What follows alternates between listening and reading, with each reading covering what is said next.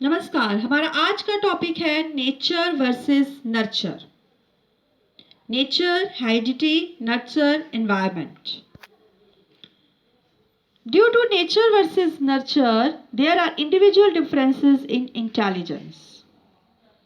And those differences in individuals are due to the impact of heredity and environment. So nature is a heredity. Here in the diagram it depicts that the genes are showing here in the chromosomes, and they constitute the nature.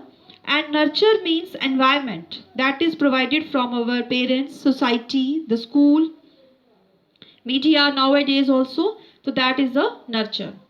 Individual differences refer to distinctiveness and variations among people's characteristics and behavior patterns.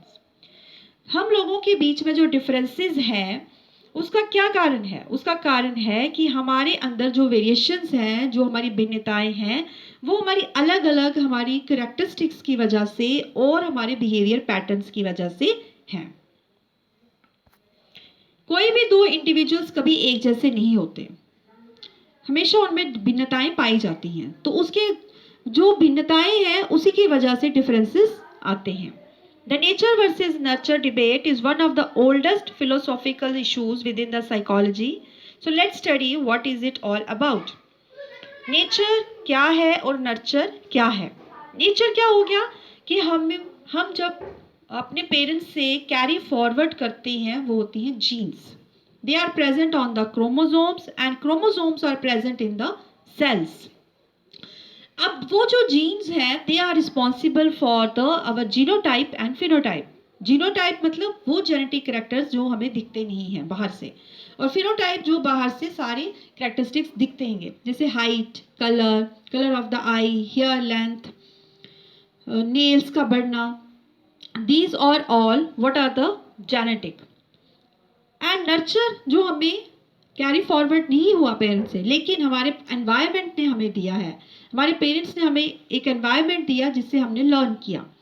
हमारी society ने हमें environment दिया, वहाँ से हमने culture सीखा, वहाँ से हमने बिहेवियर पैटर्न सीखा, वहाँ से हमने बोलने का, चलने का, उठने का तरीका सीखा. हमारे जैसे आजकल मीडिया बड़ा इन्फ्लुएंस में है, तो मीडिया भी एक बहुत बड़ा रोल प्ले कर रहा है हमारी डेवलपमेंट में. In the past, debates over the relative contributions of nature versus nurture often took a very one-sided approach, with one side arguing that nature played a most important role and the other side suggesting that it was nurture that was the most significant. Today, most experts recognize that both factors play a critical role. Not only that, but they also realize that nature and nurture interact in important ways all throughout the life. अब ये बहुत पुराना है, जो हमारा heredity versus environment का conflict है, ये बहुत पुराना है. ये सिर्फ इंटेलिजेंस में ही नहीं, बड़े सारे ऐसे एट्रीब्यूट्स हैं जिसमें हम पूरी तरह से डिसाइड नहीं कर पाते हैं कि उसका कारण नेचर है या नर्चर है. अब कुछ लोग साइंटिस्ट, साइकोलॉजिस्ट, फिलोसफर्स कुछ ये कहते हैं कि नेचर हमारी इंडिविजुअल डिफरेंसेस के लिए, हमारी कैरेक्टरिस्टिक्स के लिए रिस्पॉन्सिबल होती है. But on the other side, there are also people who say that it is not the nature, but it is the nurture who is responsible for our individual differences. But up to at present, कुछ consensus मिला है हमें, जिसमें most of the experts वो ये कहते हैं कि दोनों factors जो होते हैं वो critical role play करते हैं. Heredity along with the environment also. Both interact with each other. Heredity तो है, लेकिन जब वही पेरेंट्स हमें अच्छा इन्वायरमेंट देते हैं तो वो बूस्टिंग हो जाती है और हमें एक अच्छी डेवलपमेंट मिलती है.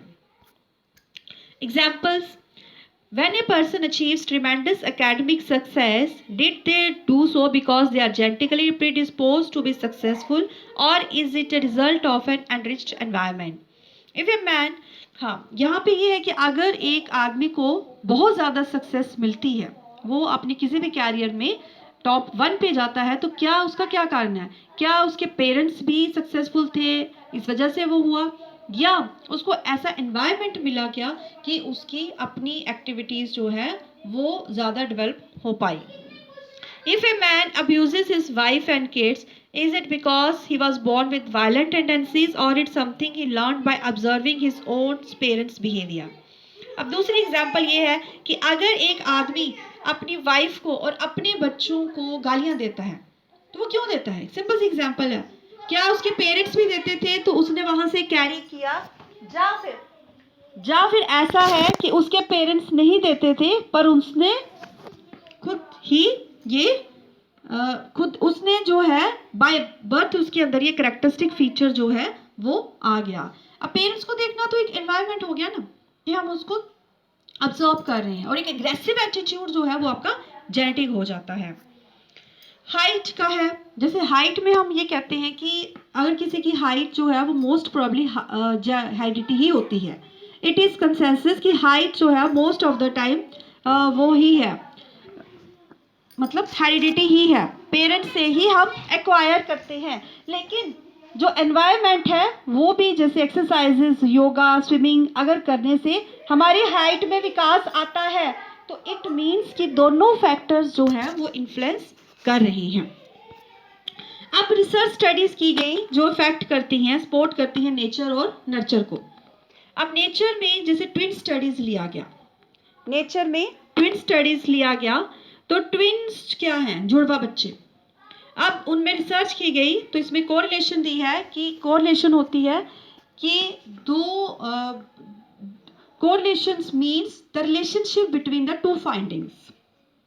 अब दोनों की जो ट्विन्स की फाइंडिंग्स ली गई उनके किसी एक कैरेक्टरिस्टिक के बेस पे, तो उसके बीच में कितनी सिमिलैरिटी है, दैट इज द कोरिलेशन। अब फर्स्ट जैसे लिखा है कि आइडेंटिकल ट्विन्स रियर्ड टुगेदर 0.90, मतलब 90% उनमें सिमिलैरिटी है जिन ट्विन्स को इकट्ठा रखा गया। Identical twins Rudyard in different environments.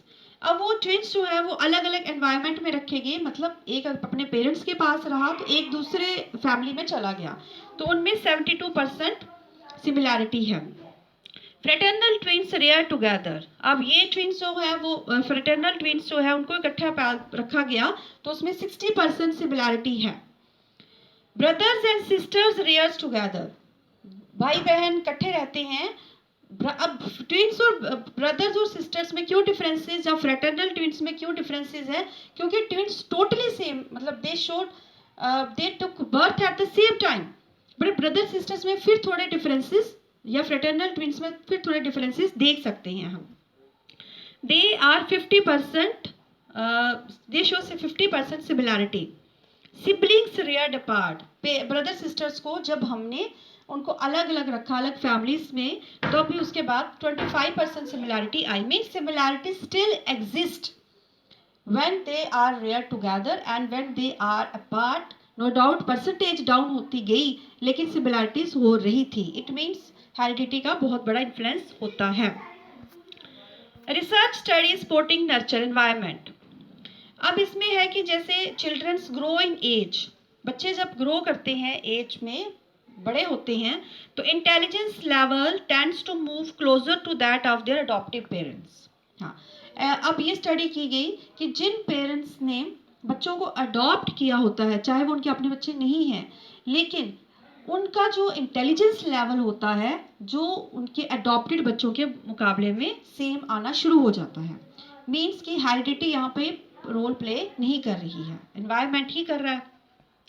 Children from disadvantaged homes adopted into families with higher economic status shows intelligence score increases.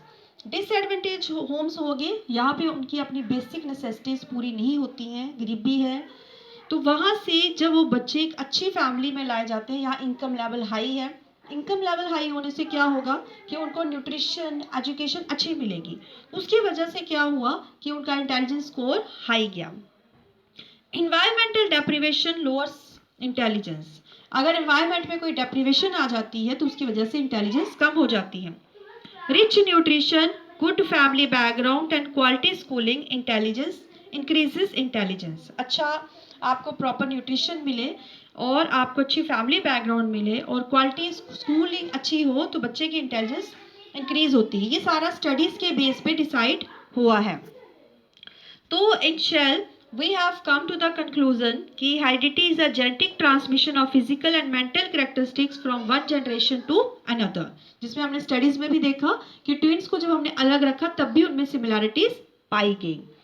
Environment by influence that is not genetic, for example the environment of the womb, the early childhood experiences, later experiences also influences. क्योंकि वो भी जब हमने environmental की studies, nurture studies में देखा, adopted parents की intelligence जो है वो मैच की अडॉप्टेड चिल्ड्रन से. अब इंटरएक्टिव टेस्ट जो हम एट प्रेजेंट जो हम अप्रोच फॉलो कर रहे हैं कि नेचर और nurture are link to each other, that we can not separate them. So ultimately तो यही फाइनल हुआ है कि both nature and nurture play an important role in the intelligence of an individual. Thank you very much.